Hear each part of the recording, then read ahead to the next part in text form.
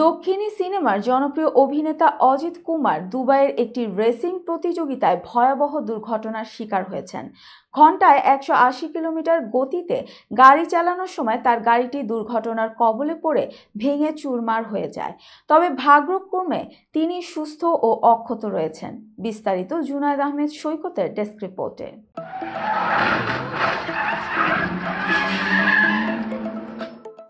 ভারতীয় সংবাদ মাধ্যমের তথ্য অনুযায়ী অজিত কুমার দুবাইয়ে অনুষ্ঠিত 24H দুবাই 2025 রেসিং প্রতিযোগিতায় অংশ নিয়েছেন। এই প্রতিযোগিতা বিশ্বের অন্যতম মর্যাদাপূর্ণ এবং চ্যালেঞ্জিং রেসিং ইভেন্ট। নিয়ম অনুযায়ী এটি 24 ঘন্টার একটি রিলে রেস, যেখানে প্রতি চালককে 6 ঘন্টা করে গাড়ি চালাতে হয়।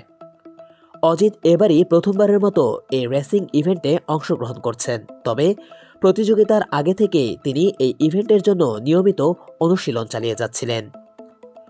অনুশীলনের সময় ভয়াবহ দুর্ঘটনার শিকার হন তিনি।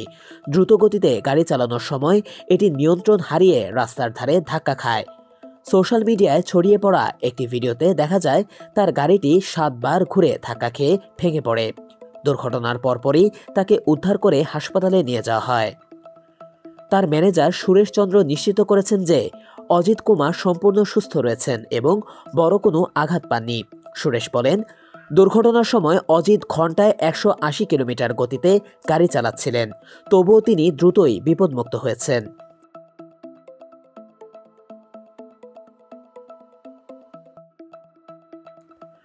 অজিত কুমার কেবল একজন অভিনেতাই নন, তিনি একজন দক্ষ রেসারও। পর্দার বাইরে তার রেসিং ও মোটরসাইকেল চালানোর প্রতি গভীর অনুরাগ রয়েছে। এর আগে তিনি মুম্বাই, চেন্নাই ও দিল্লিতে বিভিন্ন জাতীয় ও আন্তর্জাতিক রেসিং প্রতিযোগিতায় অংশ নিয়েছেন এবং দক্ষতার প্রমাণও দিয়েছেন।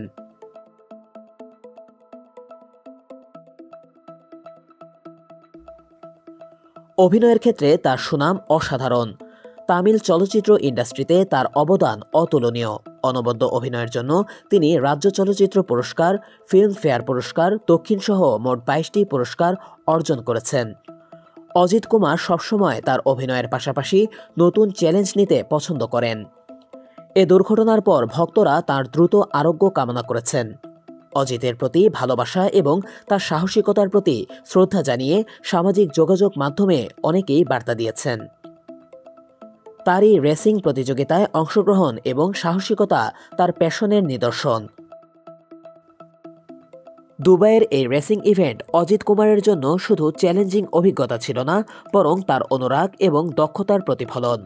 এই দুর্ঘটনার পর তিনি কেমনভাবে নিজের আগ্রহ ও প্যাশনকে আরও এগিয়ে নিয়ে যান তা দেখার অপেক্ষায় রয়েছেন তার ভক্তরা।